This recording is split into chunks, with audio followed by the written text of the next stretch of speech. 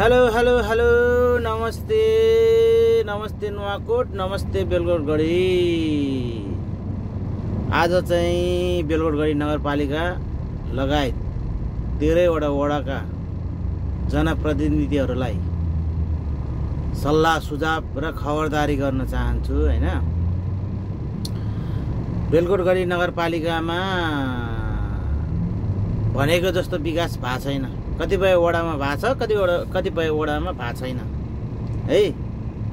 अनि जुन यो नगरले अहिले नगरपालिकाले प्रत्येक गाउँमा वडामा जताततै मान्छेको 2वटा गरामा पनि बाटो खनेर लगेको छ, 5वटा भएको पनि खनेर लगेको छ।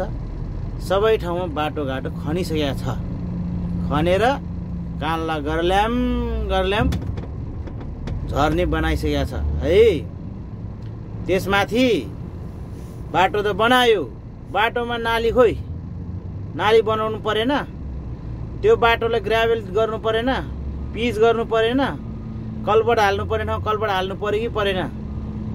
बाटो खनेर मात्रै हुन्छ, गाडी त्यतिकै चल्छ, माटोमा गाडी कुद्छ। बाटो बनाइसकेपछि हिउँदा बर्खा सबै चल्ने बनाइदिनु पर्यो। जनताबाट कर असुल्न सकेपछि त्यो कर असुलिसकेपछि त बाटो पनि राम्रो बनाइदिनु पर्यो, गोरेटो बाटोहरू राम्रो बनाइदिनु पर्यो हैन। अब कतिपयको घरहरूमा चाहिँ पहिरो गइरहेछ बर्खामा, त्यो बनाइदिनु पर्यो।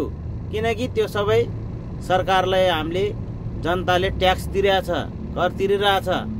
त्यो कारणले हुँदा बेलगोटगढी नगरपालिका र बेलगोटगढी नगरपालिकाको 13वटा वडामा विकास चाहिँ एकदम कम भएको छ। त्यसलाई कसरी पूर्णता दिने हो?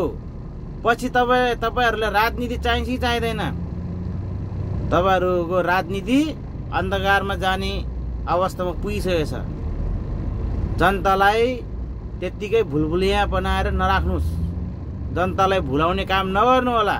मेयरज्यू, उपमेयरज्यू, वडा अध्यक्षज्यूहरू, वडा सदस्यज्यूहरू, नगर सदस्यज्यूहरू छिटो भन्दा छिटो बेलगोटगढीको 13वटा वडाभित्र जहाँ तपाईले बाटो खन्नु भएको छ त्यो ठाउँमा नाली र कल्भर्ट हाल्नुपर्ने ठाउँ कल्भर्ट, ग्राभेल गरेर छिटो भन्दा छिटो त्यो ठाउँलाई पनि पिच गर्नै पर्छ। जति काठमाडौँ सहरले गरेछ नि त्यतिकै गाउँको यो नगरपालिकालाई पनि गर्नुपर्छ।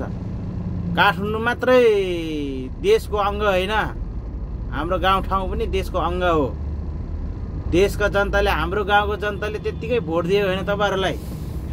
छिटो भन्दा छिटो त्यो बाटोलाई चाहिँ पिच गर्ने अथवा ग्राभेल सोलिङ र नाली बनाउने काम चाहिँ गर्नु पर्यो नगरपालिकाले र वडाले।